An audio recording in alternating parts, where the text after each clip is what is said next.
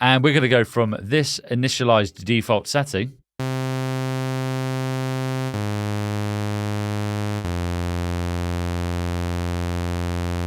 to this.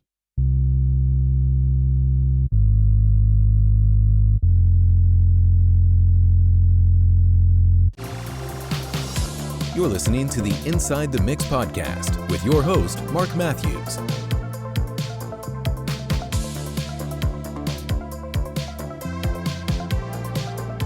Hello, folks, and welcome to the Inside the Mix podcast. If you are a new listener, make sure you hit follow on your podcast player of choice, wherever you get your podcasts. And if you're watching this on YouTube, make sure you hit subscribe and that notification bell as well. And to the returning listeners, as always, a huge welcome back. So I was recently interviewed or had a chat with UAP on the Let's Talk Synth Seriously podcast, which is going to drop on October the 4th. So by the time this episode goes live, it would have dropped. So I'll put a link to that in the episode description. In my chat with UAP, we talked about sound synthesis and sampling and how I got started. And I haven't done that really for quite some time. And it inspired me to dive back in. So I was recently working on a project where I wanted to create this evolving sub-bass sound in the middle 8. And I thought, you know what? I'm going to use Alchemy and Logic Pro to see what I can come up with. So in this episode, I'm going to demonstrate how I created a really basic sub-bass in Alchemy in Logic Pro. So let's dive in. We're in Logic Pro and I'm using the native synth Alchemy in Logic Pro. And we're going to go from this initialized default setting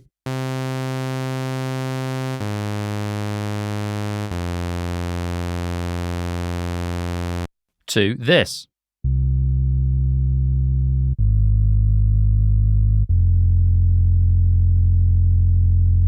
But let's start right at the beginning. I've got this sub-bass software instrument track and I've got a MIDI region on there with some MIDI notes, and I'm going to find the instrument and I'm going to go to Alchemy. So let's add that as an instrument on here. And I've opened it and I've got the default preset. If that doesn't ever open, if you want to go back to the initialize preset, if you go to File and then you can select initialize preset and then you get this, which is just a sawtooth wave, right? Not what we want, but we're going to build on this. We need to be in the advanced view. If you're not in the advanced view, at the top left, it says advanced. So you can click on it because you've got simple and you've got browse.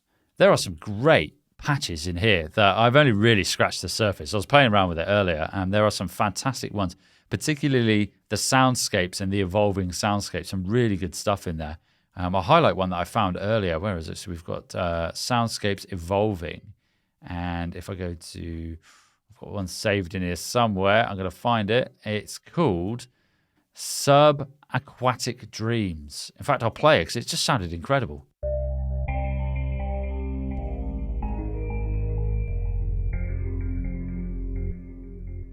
I mean, how nice is that? It's given me Limp Bizkit, My Way vibes at the beginning of that track. If you're into nu metal, you'll know what I mean. I'll play it again.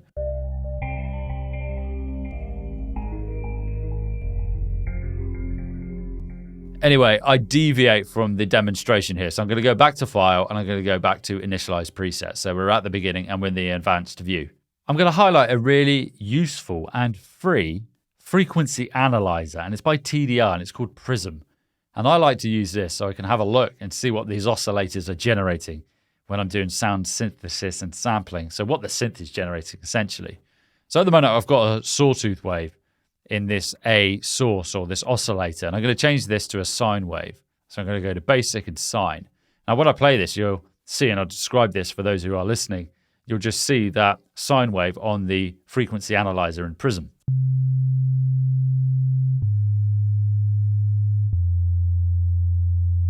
So I'm going to add another oscillator or source as it's called in Alchemy. So I'm going to click on B. And I'm going to use the drop-down menu and select sine again. You can select more complex sine waves, so you can experiment with those. For example, you've got sine, add 12, add another octave, and the list goes on. But in this instance, I'm just going to go with basic and hit sine. And I'm actually going to detune this one by 12 steps. So I'm going to detune it. I'm going to go down an octave. Now, this all depends on where your MIDI notes are. So my MIDI notes are in the range of C1. And if they were lower than that, then I wouldn't need to detune the second octave. So you've got to think where your MIDI notes are in terms of where you're tuning. So in this instance, because they are in that C1 range, I'm going to leave the first oscillator as it is, And this second oscillator or source, I'm going to detune by -12. So when I play this and we look at the frequency analyzer rather, you will see those two discrete sine waves.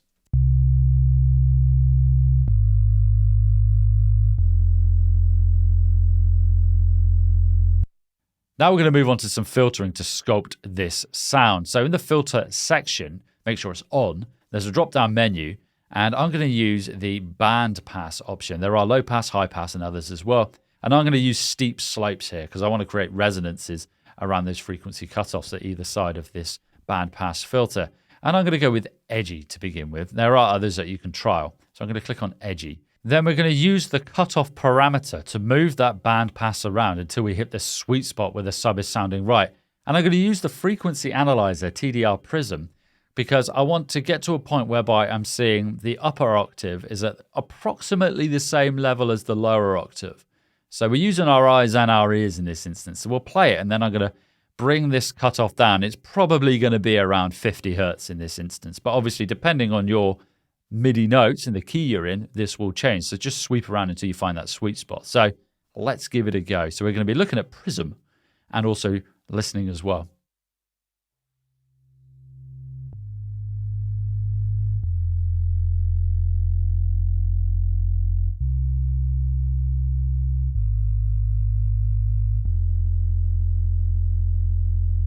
I've settled on about 60 hertz here.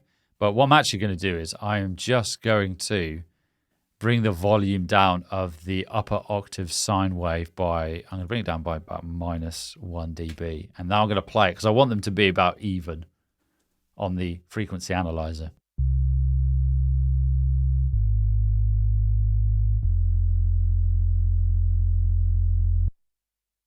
Maybe a touch more. Let's go down to -7.5. I mean, I'm being really pedantic here. We'll leave it like that for the time being. I'm trying to get them as even as possible in the sub-frequency ranges or the lower frequency ranges. So I'm just going to play it once more.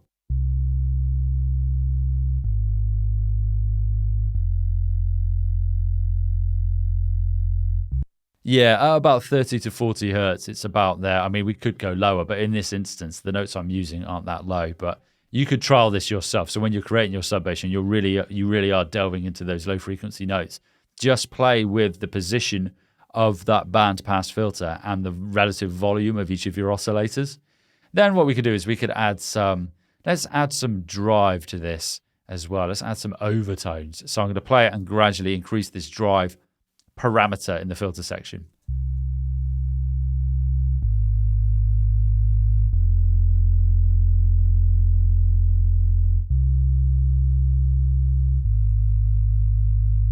So I've settled on about 45% there. And if you're watching, you'll see it on the frequency analyzer. You'll start to see those overtones represented on the frequency analyzer itself. And then a bit of resonance as well. So we're adding resonance at the cutoff frequencies of this band pass filter. So let's have a play around with that.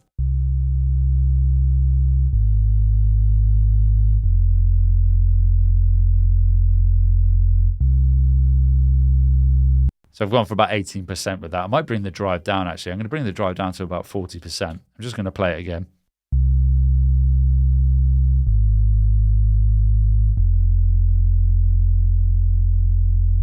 Okay, so I'm going to bring it down to 27%. I'm happy with that. Next, we are going to manipulate the volume envelope. And I've got the attack, hold, and decay set at 0%. The sustain is at 100%. And the release I've just tailored to attenuate any clicks at the beginning of the MIDI notes. So when I play this now, you'll hear that it transitions between notes a lot smoother.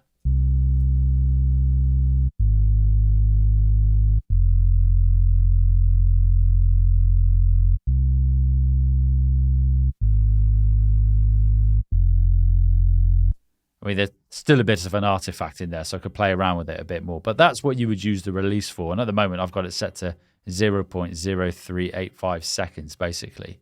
And then just to add a bit more girth to this sub bass, in the effects section, under distortion, you've got the bass enhancer, and I'm going to enable fat. And I'm just going to drag this up probably to about 20%, just to add a bit more girthiness and fatness to this sub bass. So I'm going to play it and gradually increase the amount.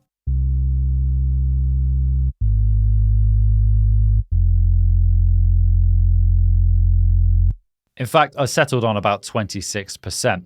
One other thing that I sometimes do is I do add a sawtooth, and I just sort of like tuck this underneath the two sine waves just to add a bit more richness in terms of texture. So I've enabled this. I've left it at 0 in terms of tuning. I suppose you could experiment and make it an octave up, or maybe a couple octaves up. And what I'm going to do is I'm going to drag it all the way down to 0, essentially, where it says infinity on here. And then I'm going to drag it up just so it's tucked underneath the two sine waves, just to add a bit of richness. So we'll play that and I'll gradually drag it up. We'll probably get to about, I don't know, minus 12, minus 14 dB, but let's have a play and see what happens.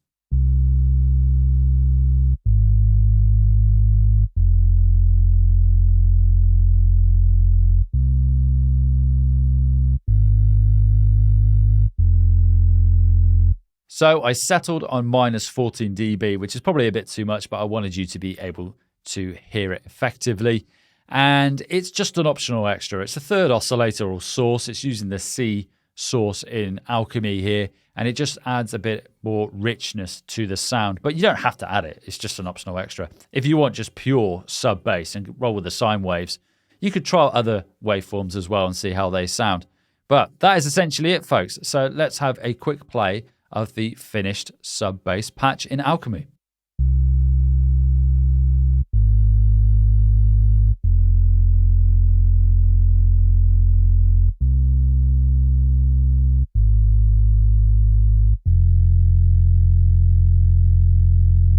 Let's do a quick recap of how we put this together. We're in Alchemy and we're using the advanced view. We went to File and we got Initialize Preset.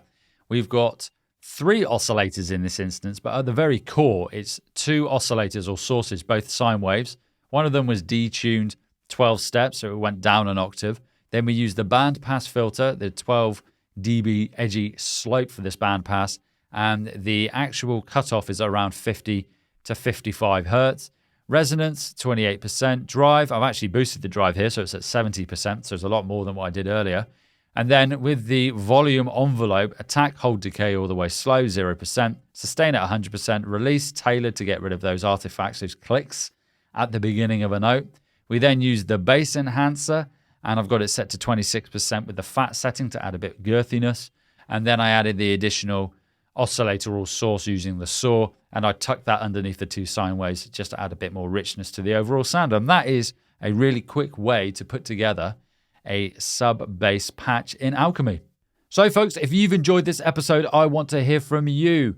Click on the link, the SpeakPipe link in the episode description, and leave me a short audio message describing why you like this episode and why you would recommend it. And also give yourself a shout out. Where can the audience find you on social media? Or maybe you've got a release coming up or some important news you want to share with the podcast audience, because I will include that audio clip at the beginning of an episode. It's evergreen promotional content for you, and it's great that I can hear from you and your episode recommendations as well. And every month, I will put all of the individuals who submit audio, your names will go into a proverbial hat, and I will draw a name from that hat, and you will win a Starbucks coffee voucher. And if you don't like coffee, just give it to someone else and tell them you bought it for them. So click the link in the episode description and leave me an audio message using SpeakPipe. You don't need an account. You don't need a fancy microphone or anything like that. You can just use your phone as though you're sending me an audio message. And I can't wait to hear your recommendations, folks.